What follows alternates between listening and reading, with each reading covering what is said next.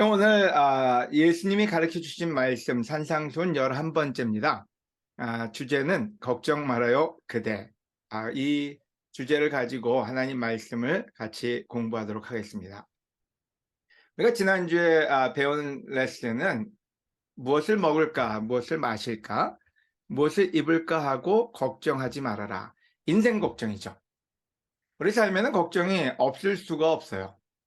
그래서 인생을 살다 보면은 걱정이 우리의 삶을 다 그 컨슘한다 그러죠. 우리 인생을 다 소비하게끔 만들 때가 있습니다. 근데 하나님은 그걸 원하지 않으셨어요. 그래서 우리에게 주시는 말씀이 걱정하지 말아라. 이 말씀이 많이 성경에 나오고 있는 거죠.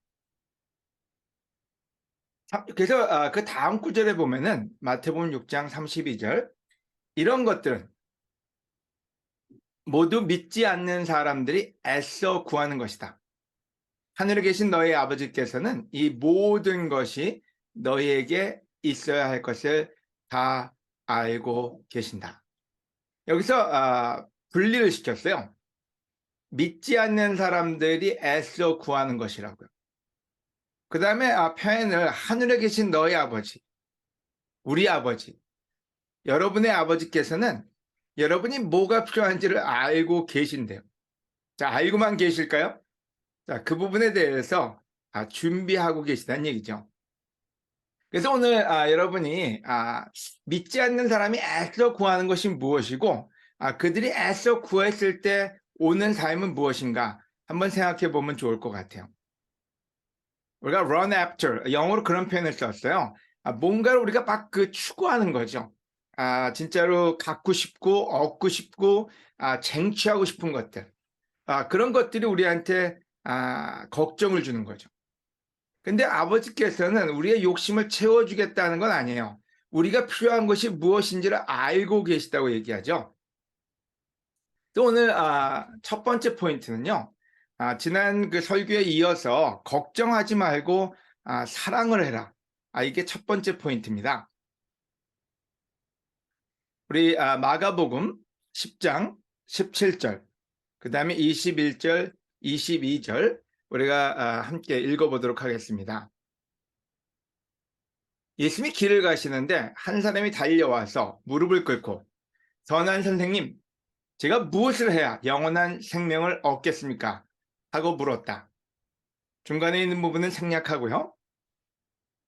그때 예수님이 사랑하는 마음으로 그를 바라보시며 말씀하셨다. 내게 한 가지 부족한 것이 있다. 가서 내 재산을 다 팔아 가난한 사람들에게 나누어 줘라. 그러면 내가 하늘에서 보물을 얻을 것이다. 그리고 와서 나를 따르라.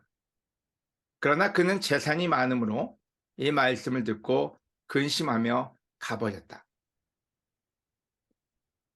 여러분, 예수님은 많은 사람을 구원하러 오셨습니다. 그리고 여기에 굉장히 안타까운 한 청년이 달려옵니다. 참 노력이란 노력은 다 했고 또 진짜로 사람들에게 존경받는 한 젊은이였어요. 여러분, 예수님은 바로 이런 사람들을 구원하러 오신 거거든요. 근데 문제는 그냥 막 사는 사람보다 문제가 더 심각했어요. 그때 예수님이 이 사람을 미워했다 이런 표현은 나오지 않습니다. 이 사람이 너무 괘씸했다 이렇게 표현하고 있지도 않아요.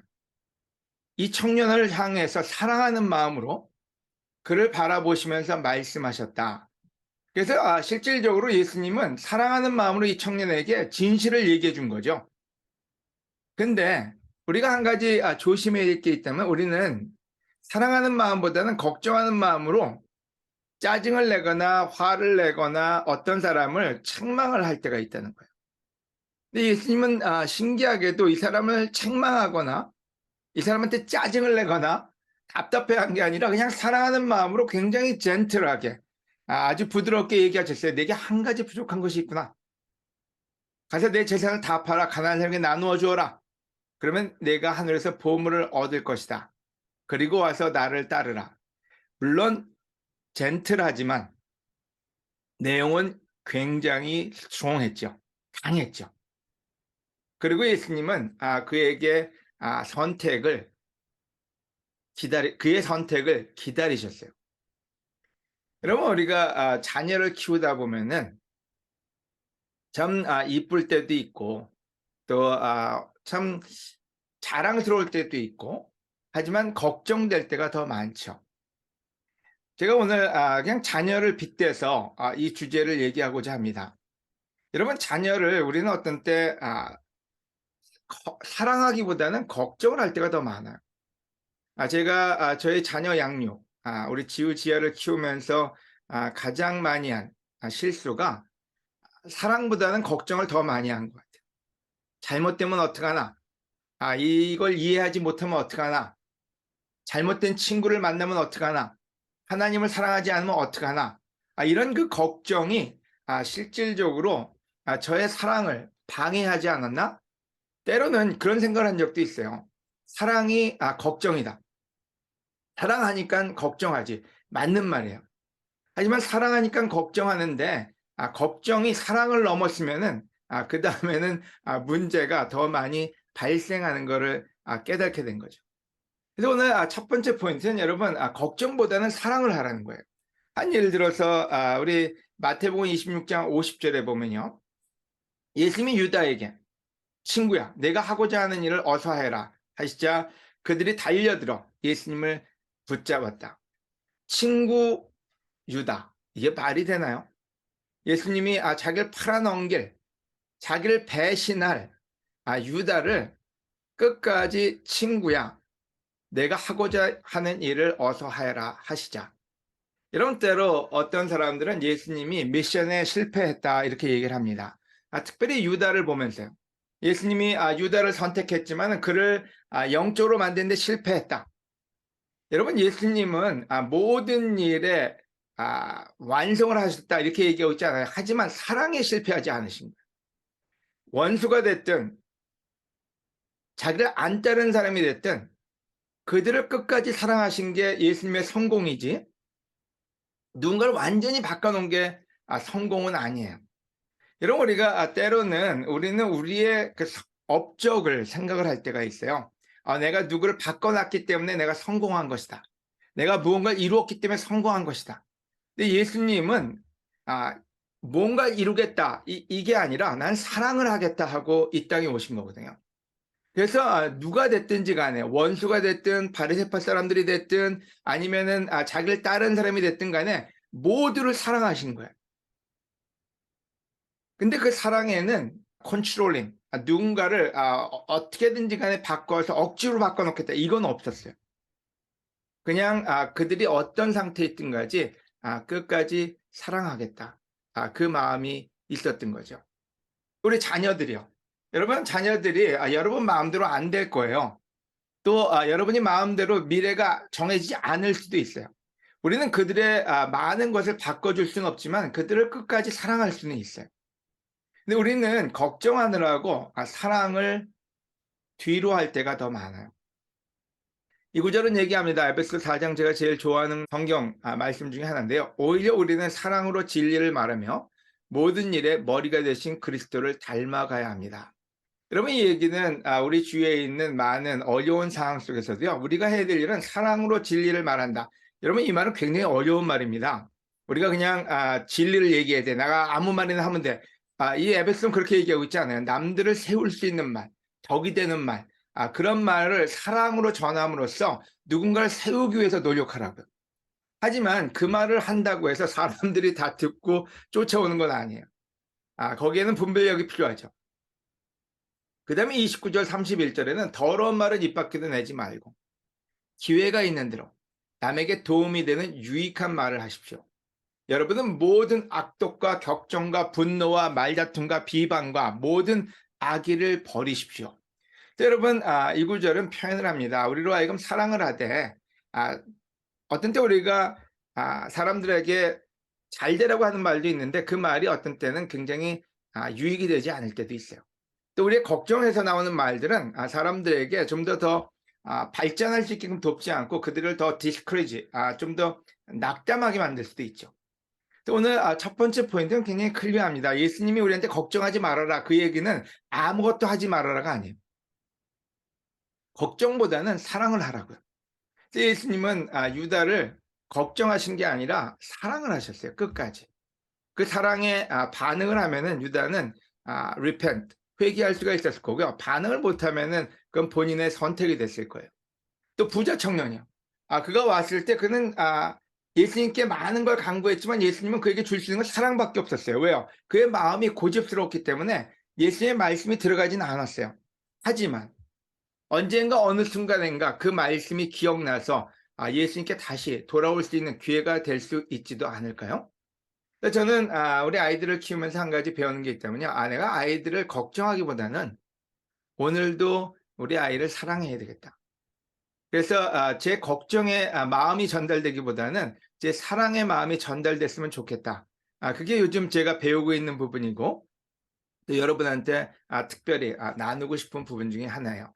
여기는 물론 자녀가 있는 분도 계시고 또 부모님이 계시는 분들도 계시고 또 친구들 여러 가지 걱정 속에 여러분이 쌓일 수 있지만 여러분이 해야 될 일은 사랑으로 진실은 얘기하되 그것도 때가 있겠죠. 하지만 걱정보다는 사랑하는 마음을 가지고 가는 거 그것을 여러분이 선택하시기를 권해드립니다. 두 번째 포인트는 걱정하지 말고 기다림을 배워라. 이게 두 번째 포인트입니다. 여러분 누가복음 15장에 우리 두 아들의 얘기가 나옵니다. 예수님은 다시 말씀하셨다. 어떤 사람에게 두 아들이 있었다. 그런데 작은 아들이 아버지 제 몫으로 돌아올 재산을 주십시오 하고 말하였다. 그래서 아버지는 재산을 갈라 두 아들에게 나누어 주었다. 여러분 오늘은 좀 자녀 양육의 비유를 통해서 이 포인트를 좀 얘기하고자 합니다. 여러분 우리가 아이들을 키우다 보면은 우리 마음대로 안 되는 시점이 옵니다. 실질적으로 영어로 out of control, 전혀 손을 댈 수 없을 정도로 막 나가고 전혀 부모의 컨트롤 안에 들어오지 않는 그 시점이 오죠. 근데 재밌게도 성경에 예수님은 비유를 들어서 우리에게 알려주셨고요. 그 비유는 하나님이 우리를 보는 그런 비유로 그런 안목에서 우리에게 알려주신 거예요. 근데 어떤 사람에게 우리가 하나님으로 볼 수도 있을 거예요. 두 아들이 있었다고요. 근데 그 작은 아들이 막 나가요. 자, 막 나가도 진짜 막 나가죠. 아버지, 제 몫으로 들어올 재산을 아버지가 죽기도 전에 저한테 주십시오.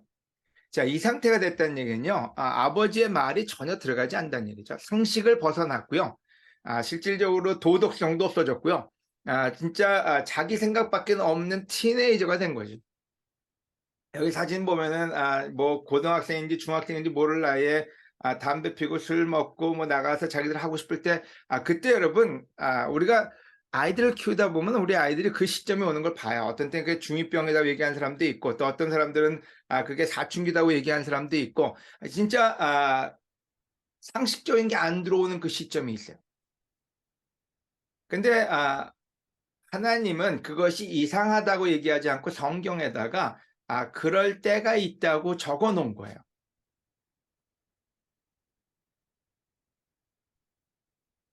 그리고서 그는 일어나 아버지에게 갔다. 자, 좀 생략했습니다. 그래서 그 아들은 나갔고 방탕했고 실질적으로 자기 멋대로 살았고 아버지가 또는 주위에 있는 도덕적인 게 컨트롤하지 않게끔 멋대로 산 거죠. 하지만 경험을 했어요. 나가서 고통스러웠고 허망했고 그 방탕한 생활이 자기를 얼마나 피폐하게 만들었는지를 알았어요. 그래서 실질적으로 결정을 하고 아버지께 돌아오기로 합니다. 그때 돌아오는 과정이 이 구절이에요. 그리고서 그는 일어나 아버지께로 갔다. 조금 변한 마음이죠. 그러나 아버지는 그가 멀리 오고 있는 것을 보고 측은한 마음이 들어 달려가서 아들을 얼싸안고 입을 맞추었다. 여러분 이 얘기는 뭔지 우리 자녀들이 아니면 우리 주위에 있는 상황이 우리 마음대로 되지 않을 때요. 그때가 있다는 거예요. 그거를 없다고 생각하고 살면 여러분 삶이 굉장히 힘들어집니다. 그런 상황이 올 거고 있는데 그때 하나님은 어떻게 했는지를 알려주는 게 이 구절이에요. 자, 아버지가 뭘 했냐면요. 실질적으로 떠나보낼 때 컨트롤하지 않고 그냥 얘기는 했겠죠. 가서 얼마나 힘든 일이 벌어질지, 또 아빠가 얼마나 사랑하는지 얘기했겠지만은 그 선택은 자녀가 합니다. 그럼 아버지는 뭐 했을까요? 실질적으로 기다리고 있었죠. 여러분, 그래서 기다리는 게 제일 어려운 일입니다. 근데 그 기다림은 다른 말로 하면 믿음이고요. 기다림은 다른 말로 하면 하나님께 기도하는 시간이고요. 기다림은 실질적으로 사랑의 어쩌면 가장 큰 포션인지도 몰라요. 그래서 이 구절은 얘기하기를 그러나 아버지는 그가 멀리서 오는 것을 보고, 그러니까 그때까지 기다리고 있었던 거예요.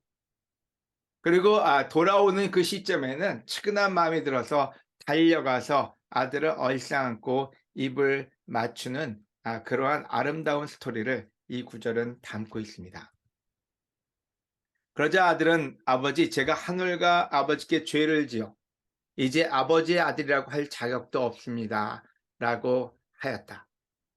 여러분, 여기 나오는 이 그림의 이 여인은 어떤 엄마가 참 아들이 돌아오길 기다리는 마음인지도 몰라요.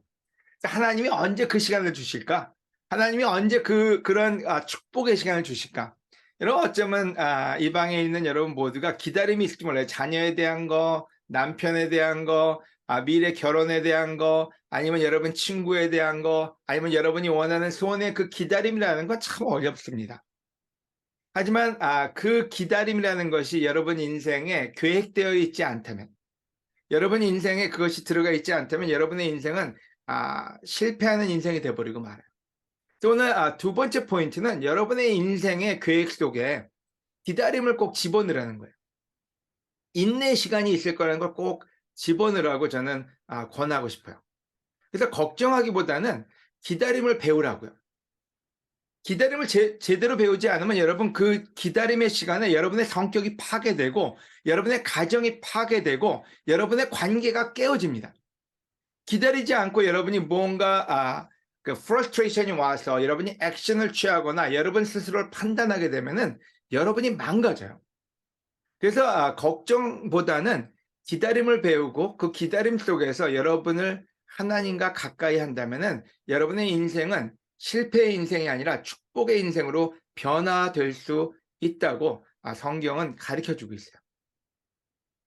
여러분 한번 생각해 보세요. 여러분의 자녀를 키우는 데 있어서 여러분의 자녀들이 컨트롤이 안 되는 그 시기를 여러분은 계획에 집어넣나요?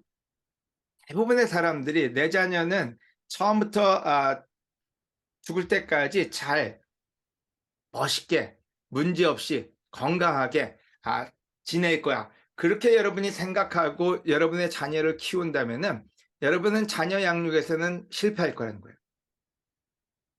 여러분의 인생에 어려운 시기를 계획하지 않는다면 여러분의 인생은 거기서 실패한 거예요. 하지만 만약에 여러분의 인생에 여러분이 핸들할 수 없는, 여러분이 감당할 수 없는 그 시간까지도 계획에 넣었다면은 여러분은 놀라지 않고 그 시간을 이겨낼 수 있을 거라는 생각이 들어요.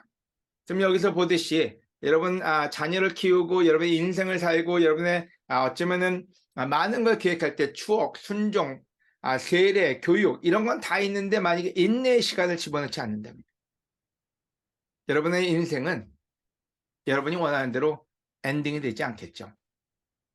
여러분 잘 생각해 보세요. 우리는 모두 하나님의 자녀입니다. 그래서 하나님이 우리를 어떻게 키우셨나요? 여러분 모세는 40년 동안을 왜 40년 동안 광야에 갔느냐? 40세까지 하나님보다는 자기를 믿었고 그게 먹히질 않았어요. 하나님이 많은 말씀으로 얘기를 했겠지만 모세는 40세까지 하나님보다는 자기를 의지했고 자기 생각이 옳다고 생각해서 살인까지 하고 자기의 방법을 썼던 거죠. 그래서 40년 동안을 방황을 하는데 하나님은 40년을 인내하십니다. 모세를 그냥 마구 바꾸려고 하지 않고 40년 동안 깨달을 때까지 하나님이 기다리셨다는 거죠. 그래서 모세가 광야에서 힘들었다 이 말보다는 어쩌면 하나님이 40년을 모세를 기다려 주셨다 그 말이 맞을 것 같아요. 다윗이 완전히 하나님을 믿기 위해서는 그 방황의 시간이 필요했어요. 근데 그 시간이 짧을 수도 있고 길 수도 있는데 그 긴 시간은 단지 다윗의 고생의 시간이 아니라 하나님이 마음고생이죠. 다윗이 빨리 깨닫고 하나님을 온전히 따르기를 원했던 게 바로 하나님의 인내의 시간이었겠죠. 삼손도 마찬가지죠. 진짜로 하나님이 능력도 주고 기회도 줬는데 삼손은 자기가 좋아하는 여자에 빠져서 하나님 말보다는 하나님의 약속보다는 자기 멋대로 살죠. 하지만 하나님은 그것을 기다려 주셨고 그가 돌아와서 다시 회개한 모습을 우리는 성경에서 볼 수 있습니다. 자, 그 얘기는 무슨 얘기인지 하나님이 우리를 자녀로 보고 키우는 데는 우리의 방황의 시간을 그에게 넣으셨다는 거예요. 그리고 그 시간에 하나님은 인내로서 사랑으로서 말씀은 주시고 인내로 기다리지만 그들이 선택하고 돌아왔을 때 큰 승리를 사랑의 열매를 우리한테 알려주고 계십니다. 그래서 여러분의 인생의 계획에 특별히 방황의 시간, 그 어려움의 시간을 꼭 집어넣으시라는 거예요. 특별히 여러분 자녀를 키우면서 여러분 자녀들이 여러분의 손을 떠나고 어쩌면 상식적인 일을 떠날 때가 옵니다. 근데 그거를 여러분의 계획에 넣는다면은 그때 여러분은 걱정보다는 인내를 배우게 될 거고요. 그 인내의 시간은 우리 아이들에게, 친구들에게, 우리 주위에 있는 사람들에게 사랑으로 다가가게 될 거예요. 여러분, 제가 늘 얘기하는 게 있는데요. 대기업이나 이런 데서는 사람들을 그냥 마구 부려먹지 않습니다. 때로는 해외여행을, 때로는 해외에서 1, 2년을 그냥 가서 보고 배우는 시간을 주기도 합니다. 왠지는 그런 시간들이 실질적으로 미래를 만들어내고 그 시간에 안달하기보다는 투자를 하는 거죠. 그래서 걱정보다는 기다림을 배워라. 세 번째는 걱정하지 말고 지혜를 구하라. 여러분, 바로 그게 마태복음 6장 30절인데 너희는 먼저 하나님의 나라와 그의 의를 구하라. 그러면 이 모든 것을 너희에게 덤으로 주실 것이다. 자, 이 말은 우리가 어떤 때 굉장히 종교적인 텀으로 생각할 때가 많아요. 우리는 종교인이니까, 우리는 기독교인이니까 먼저 하나님의 나라, 교회와 하나님의 의를 구해야 된다. 여러분 여기에 좀 더 깊게 여러분 생각하면요. 왜 하나님을 먼저 구할까요? 알면서도 우리는 까먹는 부분이 있어요. 왠지는 욥기에서 얘기하기로 하나님만이 지혜가 있는 곳을 아시기 때문에. 여러분 우리 인생을 사는데 필요한 게 뭡니까? 지혜예요. 우리가 자녀를 키우든 친구를 만들든 아니면 우리 인생을 살아가든 우리한테 필요한 건 지혜가 필요해요. 우린 때로 우리가 속습니다. 뭐에 속아요? 우리가 지혜가 있다고 생각을 해요. 이 세상의 지혜는 하나님 보시기에는 어리석은 것입니다. 성경에도 하나님이 약사 빠른 자를 자기 꾀에 빠지게 하신다 하였고 고린도전서 3장 19절에요. 여러분 왜 하나님을 먼저 구하고 교회를 먼저 구하냐? 교회를 구하라는 게 뭐 교회 나가서 교회에 헌신하고 그러면 하나님이 뭐 다 해줄 거야. 그게 아니라 하나님을 만나야 하나님하고 관계가 형성이 돼야지 하나님의 지혜를 쓸 수가 있잖아요. 근데 문제는 사람들이 약삭 빨아가지고 자기 꾀에 빠져요. 그냥 세상 지혜, 자기 생각. 그래서 자기 생각으로 자녀 양육을 하고 자기 생각으로 부부관계를 가져가고 자기 생각으로 친구를 만들고 자기 생각으로 인생을 계획하다 보면은 결국에는 자기 꾀에 빠져버린다고. 여러분 왜 우리가 하나님이 좋은가요? 하나님의 사랑이 성공적이고 하나님의 방법이 우리 인생을 변화시키니까요. 그래서 성경은 먼저 그의 나라와 의를 구하라고 얘기하는 겁니다. 여러분 우리에게는 여러 가지 문제가 옵니다. 그럼 하나님이 지금 답을 딱 줄 거냐? 여러분 하나님은 답을 딱 주지 않고요. 어떤 때는 지혜는 어떤 것인지 기다림을 얘기할 때도 있어요. 우리는 기다리기 싫기 때문에요. 지금 답을 달래요. 지금 가서 뭔가 해가지고 바로 뭐가 변하기를 바랄 때가 있어요. 여러분 사랑은 그런 게 아니거든요. 하나님은 사랑이세요. 하나님은 사랑의 방법을 주시기 때문에 그 지혜는 우리한테 마음의 평안과 인내와 성령의 열매를 주시는 겁니다. 근데 그래서 여러분 이 모든 마태복음 6장에 얘기하고 있는 먼저 그의 나라와 의를 구하라는 얘기는 다른 말로 하면 하나님을 만나서 하나님의 지혜를 배우고 그 지혜가 여러분의 삶을 윤택하게 할 수 있다. 그 말을 하고 있는 거예요. 여러분 가운데 누구든지 지혜가 부족한 사람은 인터넷을 팔아, 구글을 해라, 유튜브를 봐라 이렇게 얘기하고 있지 않아요. 하나님께 기도하십시오. 그러면 꾸짖지 않고 모든 사람에게 후하게 주시는 하나님께서 주실 것입니다. 여러분 저는 그래서 하나님이 좋습니다. 저를 꾸짖지 않으시고 후하게 하나님의 지혜를 주시고요. 그 지혜는 저의 마음을 굉장히 평온하게 해요. 아주 어려울 때도, 아주 복잡할 때도, 수없이 많은 사람이 험담을 하고, 수없이 많은 사람이 공격을 하고, 수없이 많은 일이 제 마음대로 풀리지 않아도요. 하나님께 가면 하나님은 평안에 지혜가 있으시고, 또 우리의 미래에 어떤 일이 벌어질지에 대해서 우리에게 신뢰를 주시는 분이 하나님이세요. 오늘 여러분 가운데 문제가 있다면 여러분 제가 권할 수 있는 건 하나밖에 없습니다. 하나님을 찾고 하나님의 지혜를 구하세요. 하나님은 때로 하나님의 말씀을 아는 사람을 보내줄 때도 있고요. 하나님은 때로 여러분이 기도할 때 여러분에게 마음의 평안과 지혜를 주실 때도 있고요. 하나님은 때로 하나님의 말씀, 설교 속에서도 여러분에게 많은 것을 주실 수 있습니다. 하지만 문제는 여러분이 얼마만큼 하나님을 찾고 있는지, 먼저 그분이 여러분의 모든 것이 되는지를 물어보시기도 하고, 또 그거에 의해서 여러분이 더 깨달을 수 있는 마음을 주시기도 하십니다. 또 오늘 여러분, 걱정하지 말아요 그대 이 설교 주제는 여러분 우리는 걱정 없이 살 수는 없어요. 인생을 살다 보면은 모든 문제에서 우리에게 염려와 걱정을 줍니다. 하지만 성경은 지속적으로 얘기합니다. Don't worry, 걱정하지 말라고요.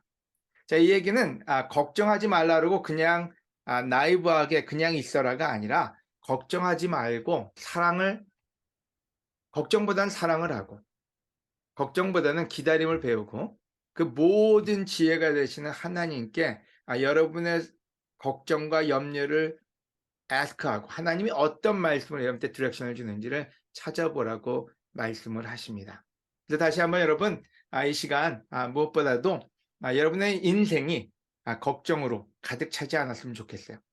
그 안에 사랑과 기다림 그리고 하나님의 지혜가 있어서 더 나은 인생이 여러분에게 찾아오길 바라며 오늘 레슨을 마치도록 하겠습니다.